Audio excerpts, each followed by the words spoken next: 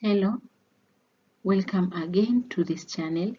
I am happy to have you all following sessions about learning Swahili language.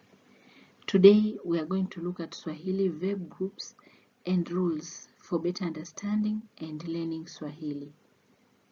One thing that we need to know beforehand is that ku is an infinitive used in all verbs. In Swahili, verbs are divided in three groups, which are verb which end with vowel a, verbs that does not end with vowel a, and the last group is an irregular, monosyllabic or single syllable verb. High percentage of Swahili verbs end with vowel a and have two syllables or sounds. Examples of such verbs are cheza. The word in black is the verb, and in blue is the way it sounds. So these are examples: cheza, meaning to play; lala, sleep; amka, wake up; piga, beat; lipa, pay; tafuta, search. These are examples of verbs that end with vowel a and have two syllables. Another part of group 1 of Swahili verbs end with vowel a but have three syllables or sound. And examples of such verbs are sikiliza, listen; kumbuka, remember; andika, write; eleza, explain; pangusa, wipe; sukuma, push.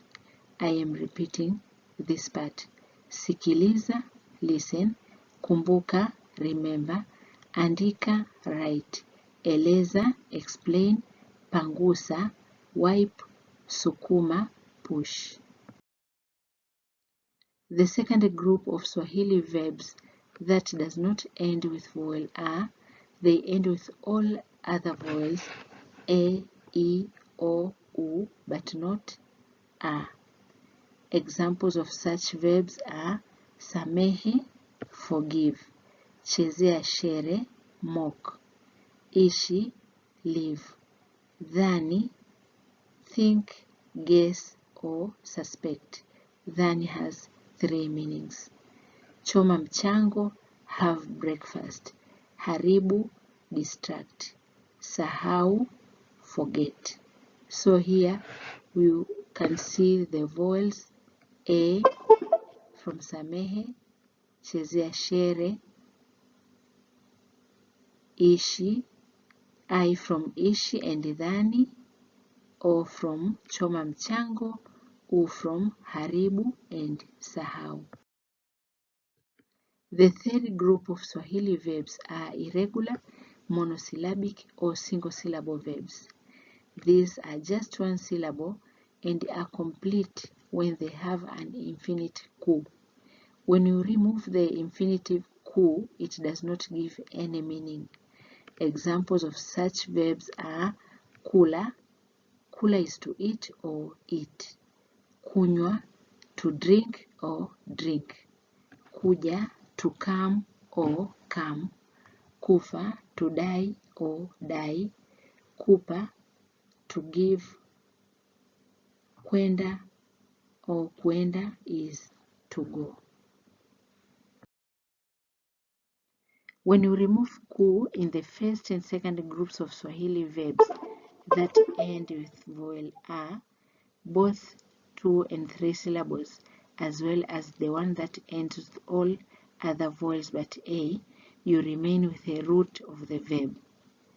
For example, from the word kulipa, meaning to pay, when you remove ku, the root is lipa, which means pay. Kusikiliza, the root is sikiliza, is listen, while kusikiliza is to listen. Kusamehe is to forgive, but when you remove ku, you remain with samehe, and it means forgive. Irregular verbs without ku become meaningless. Irregular verbs are not many. They are less than 10. Without infinitive ku, they are meaningless and rules cannot be applied to them. They don't change when used in all tenses. They all start with ku. For example, ninakula is the present tense meaning I am eating, but the verb kula is still the same. Nitakula, I'll eat. Ninapenda kula, I like eating. Nitakula is the future and ninapenda kula is I like eating. So in all these three examples of the verb kula, it does not change. However, you change the tense or you add some sentences on it. Other examples of irregular verbs are ninakunywa, meaning I am drinking. Ninataka kunywa, I want to drink. So here we see kunywa in both two lines. They mean drinking. The first kunywa is drinking and the second kunywa is to drink. Anakuja means he or she is coming. Anataka kuja is he or she wants to come. Anataka is to want and kuja is to come. Anakuja, the first line of anakuja means is coming. He or she is coming. Hawataki kufa, they don't want to die. Wamekufa, they have died. Even here we see the word kufa the same in both lines. Ninakupa zawadi. I am giving you a gift. Ninakupa means I am giving you, but you must show when you use the word ninakupa, must show the person, like I am giving you, I am giving him, or I am giving her. Nitawapa zawadi. I'll give you gift. The Swahili verb kwenda, that sounds as kwenda when one speaks or when speaking fast, falls under irregular form of the verb. This is in this group because one cannot break it and have the same meaning. The main difference in these verbs is seen when applied to negatives. Here, kwenda falls into affirmative and siendi falls into negatives. The rule of negative present tense is putting what is called negative prefixes before the verb. These personal negative prefixes are si for me, u for you, ha for he or she, together with the change in the last syllable of the verb from a to I. Here we can see some examples of change in verbs that end with a to I. Ninapenda chai, sipendi chai, meaning I like tea or I don't like tea. Here penda has been changed to sipendi, meaning I don't like. Unaandika barua, you are writing a letter. Huandiki barua, you don't write a letter. Unaandika in this sentence is changed to huandiki barua. Amelipa deni, she or he has paid the debt. Hajalipa deni, she or he has not paid the debt. Amelipa has been changed to hajalipa to make it negative. When it comes to negatives, verbs that do not end with a does not change its last syllable.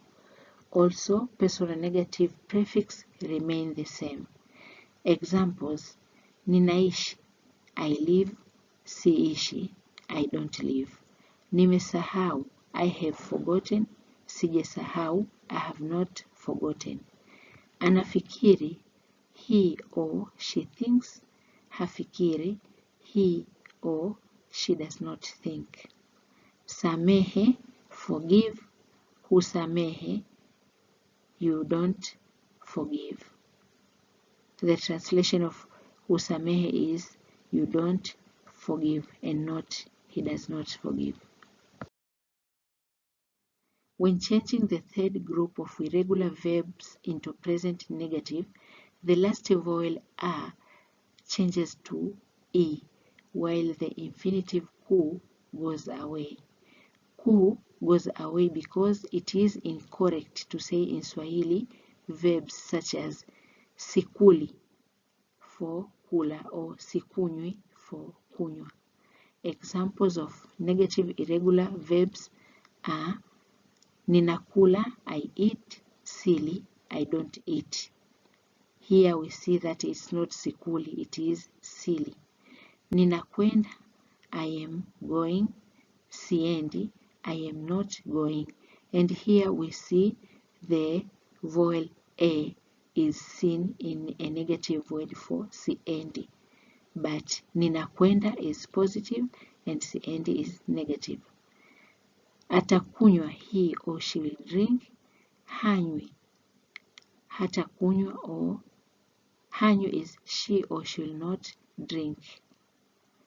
Unakuja, you come. Huji, you don't come. That is all for today. I hope this has been useful to you. Welcome again tomorrow for another session on classification of Swahili words part 2. Thank you.